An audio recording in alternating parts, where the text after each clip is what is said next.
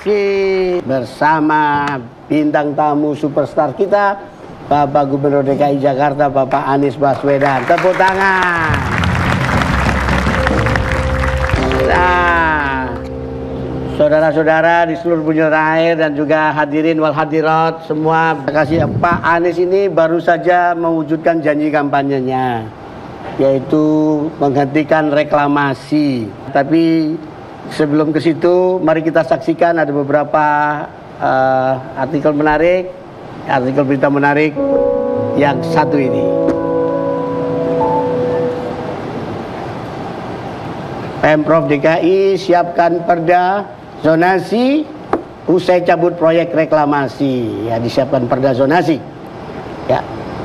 Kemudian ada berita lain lagi. Anies pembangunan pulau reklamasi.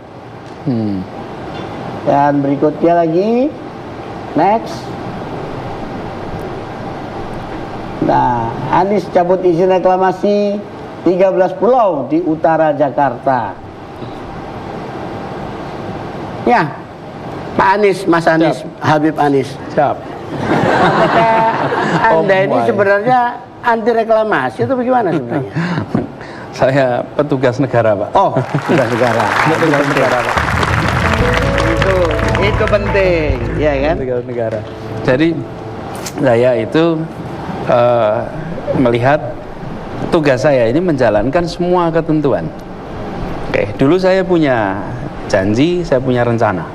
Jadi kalau saya punya janji mau membangun rumah, ya maka saya harus membangun rumahnya sesuai dengan prosedur ketentuan yang ada. Nah, termasuk dengan ini. Jadi ketika sampai pada persoalan reklamasi, bukan kemudian sekonyong-konyong saya tak batalkan. Ada prosesnya, ada prosedurnya. Jadi bukan sekonyong-konyong juga karena janji kampanye ini aja mata ya? Oh iya, janji kampanye harus dilunasi. Tapi harus cara janji kampanye harus dilunasi, bukannya boleh dikredit itu. Itu tidak usah dilunasi. Ya, betul. Harus dilunasi. Jadi harus ditunaikan. Nah, karena itu ketika menjalankan ini, wewenang reklamasi itu ada di tangan gubernur, Mas. Lalu gubernur sesuai Kepres 52 tahun 95 membentuk badan.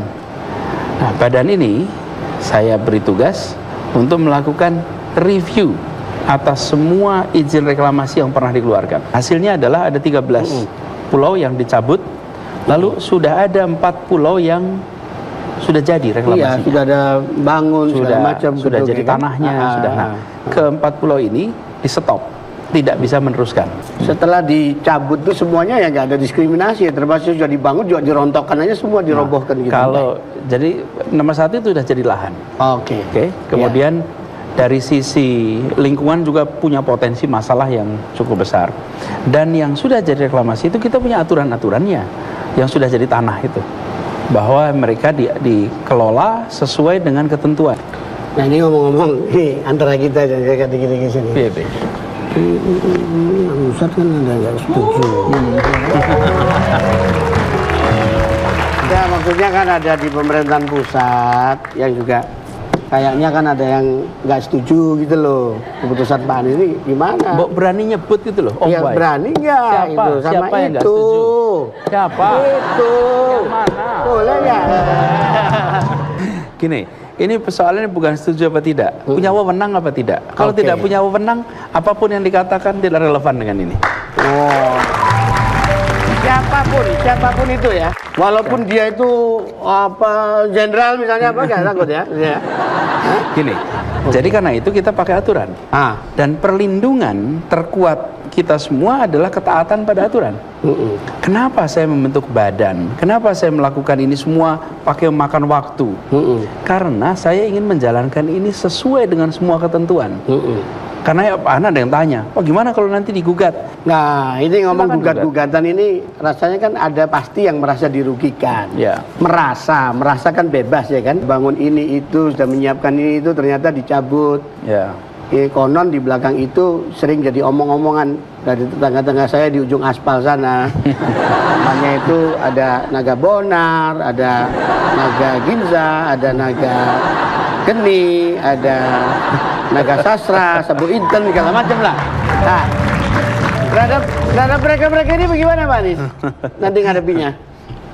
Iya, sebetulnya kalau ngadepinya sih gini aja, ikut aturan tidak selama ini, bahwa apapun besarnya, bila Anda melanggar aturan, maka negara akan hadir untuk mendisiplinkan.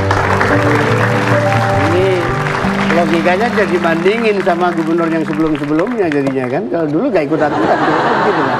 Nah kalau nggak ikut aturan, maka muncul ketidakadilan. Kayak begini, menurut saya malah ini justru kesempatan untuk menunjukkan bahwa di ibu kota ketertiban sedang dihadirkan.